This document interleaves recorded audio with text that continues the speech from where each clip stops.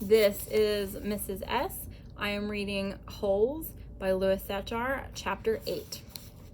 A lot of people don't believe in curses. A lot of people don't believe in yellow-spotted lizards either, but if one bites you, it doesn't make a difference whether you believe in it or not. Actually, it is kind of odd that scientists named the lizard after its yellow spots. Each lizard has exactly 11 yellow spots, but the spots are hard to see on its yellow-green body. The lizard is from 6 to 10 inches long and has big red eyes. In truth, its eyes are yellow and its is the skin around the eyes which is red, but everyone always speaks of its red eyes. It also has black teeth and a milky white tongue. Looking at one, you would have thought it had been named a red-eyed lizard or a black-toothed lizard or perhaps a white-tongued lizard. If you've ever been close enough to see the yellow spots, you are probably dead. The yellow-spotted lizards like to live in holes, which offer shade from the sun and protection from predatory birds. Up to 20 lizards may live in one hole. They have strong, powerful legs and can leap out of very deep holes to attack their prey. They eat small animals, insects, certain cactus thorns, and the shells of sunflower seeds. I'm going to read chapter 9 and 10 also. Stanley stood in the shower and let the cold water pour over his hot and sore body. This is chapter 9. It was 4 minutes of heaven. For the second day in a row, he didn't use soap. He was too tired. There was no roof over the shower building, and the walls were raised up 6 inches off the ground, except in the corners. There was no drain in the floor. The water ran out under the walls and evaporated quickly in the sun. He put on his clean set of orange clothes. He returned to his tent, put his dirty clothes in his crate, got out his pen and box of stationery, and headed to the rec room. A sign on the door said rec room, spelled W-R-E-C-K. So it's like wreck, like a car. Nearly everything in the room was broken. The TV, the pinball machine, the furniture. Even the people looked broken with their worn-out bodies sprawled over the various chairs and sofas. X-Ray and Armpit were playing pool. The surface of the table reminded Stanley of the surface of the lake. It was full of bumps and holes because so many people had carved their initials into the felt. There was a hole in the far wall, and an electric fan had been placed in front of it. Cheap air conditioning. At least the fan worked. As Stanley made his way across the room, he tripped over an outstretched leg. "Hey, watch it," said an orange lump on a chair. "You watch it," muttered Stanley, too tired to care. "What'd you say?" the lump demanded. "Nothing," said Stanley. The lump rose. He was almost as big as Stanley and a lot tougher. "You say something." He poked his fat finger in Stanley's neck. "What did you say?" A crowd quickly formed around them. "Be cool," said X-Ray. He put his hand on Stanley's shoulder. "You don't want to mess with the caveman," he wormed. "The caveman's cool," said Armpit. "I'm not looking for trouble," Stanley said. "I'm just tired, that's all." The lump grunted. He went, "Ugh." X-Ray and Armpit led Stanley over to a couch. Squid slid over to make room as Stanley sat down. "Did you see the caveman back there?" X-Ray asked. "The caveman's one tough dude," said Squid, and he lightly punched Stanley's arm. Stanley leaned back against the torn vinyl upholstery. Despite his shower, his body still radiated heat. "I wasn't trying to start anything," he said. The last thing he wanted to do after killing himself all day on the lake was to get into a fight with a boy called the Caveman. He was glad X-Ray and Armpit had come to his rescue. "Well, how'd you like your first hole?" asked Squid. Stanley groaned, and the other boys laughed. "Well, the first hole's the hardest," said Stanley. "No way," said X-Ray. "The second hole's a lot harder. You're hurting before you even get started. If you think you're sore now, just wait and see how you feel tomorrow morning, right?" "That's right," said Squid. "Plus, the fun's gone." "The fun? Don't lie to me. I bet you always wanted to dig a big hole, right? Am I right?" Stanley had never really thought about it before, but he knew better to tell X-Ray he wasn't right. "Every kid in the world wants to dig a great big hole," said X-Ray. "To China, right?" "Right," said Stanley. "See what I mean?" said X-Ray. "That's what I'm saying, but now the fun's gone. And you still gotta do it again and again and again. Can't fun and games," said Stanley. "What's in the box?" asked Squid. Stanley had forgotten he brought it. Paper. I was going to write a letter to my mother." "Your mother?" "She'll worry if I don't." Squid scowled. Like this. Stanley looked around the room. This was the one place in camp where the boys could enjoy themselves, and what'd they do? They wrecked it.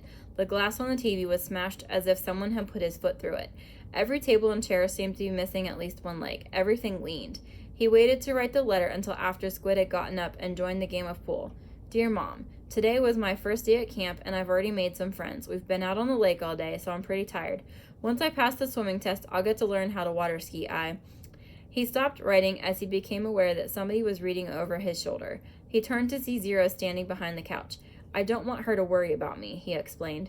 Zero said nothing. He just stared at the letter with a serious, almost angry look on his face.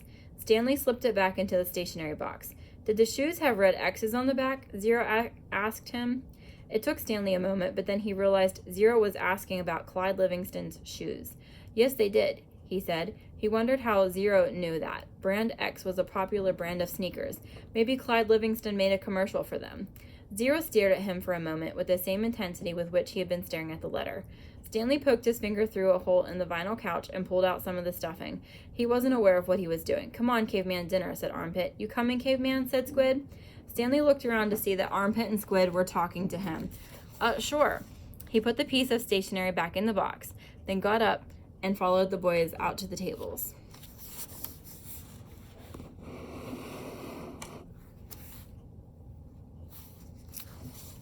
The lump wasn't the caveman. He was. He shrugged his left shoulder. It was better than barf bag. Stanley had no trouble falling asleep, but morning came much too quickly. This is chapter 10. Every muscle and joint in his body ached as he tried to get out of bed. He didn't think it was possible, but his body hurt more than it had the day before. It wasn't just his arms and back, but his legs, ankles, and waist also hurt. The only thing that got him out of bed was knowing that every second he wasted meant he was 1 second closer to the rising of the sun. He hated the sun. He could hardly lift his spoon during breakfast, and then he was out on the lake, his spoon replaced by a shovel. He found a crack in the ground and began his second hole. He stepped on the shovel blade and pushed on the very back of the shaft with the base of his thumb. This hurt less than trying to hold the shaft with his blistered fingers. As he dug, he was careful to dump the dirt far away from the hole. He needed to save the area around the hole for when his hole was much deeper. He didn't know if he'd ever get that far. X-Ray was right. The second hole was the hardest. It would take a miracle. As long as the sun wasn't out yet, he removed his cap and used it to help protect his hands. Once the sun rose, he would have to put it back on his head. His neck and forehead had been badly burned the day before.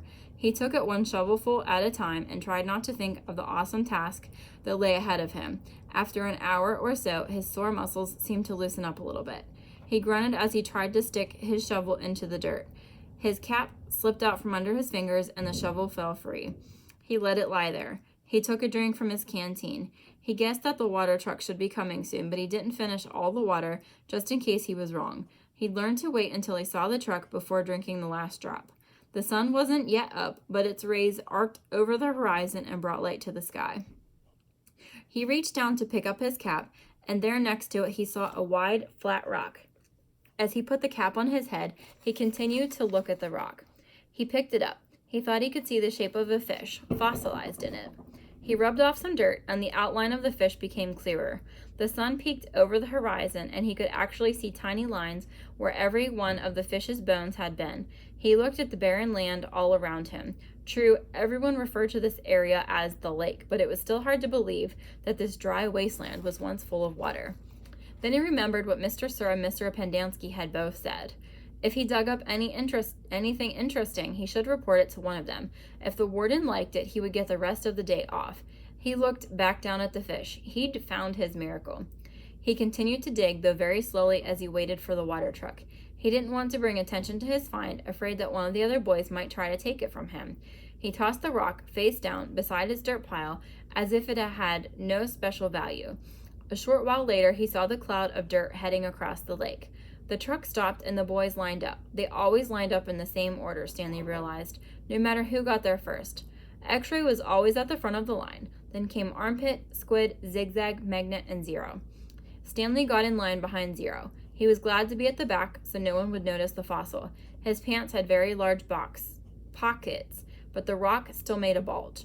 Mr. Pendanski filled each boy's canteen until Stanley was the only one left. "I found something," Stanley said, taking it out of his pockets. Mr. Pendanski reached for Stanley's canteen, but Stanley handed him the rock instead. "What's this?" "It's a fossil. See the fish?" Mr. Pendanski looked at it again. "See, you can even see all of its little bones." "Interesting. Let me have your canteen." "So do I get the rest of the day off?" "What for?" "You know what? You said if I found something interesting, the warden would give me the day off. Mr. Pendanski laughed as he gave the fossil back to Stanley. Sorry, Stanley, the warden isn't interested in fossils. Let me see that, said Magnet, taking the rock from Stanley. Stanley continued to stare at Mr. Pendanski. Hey, Zig, dig this rock. Cool, said Zigzag. Stanley saw his fossil being passed around. I don't see nothing, said X-Ray. He took off his glasses, wiped them on his dirty clothes, and put them back on. See? Look at the little fishy, said Armpit.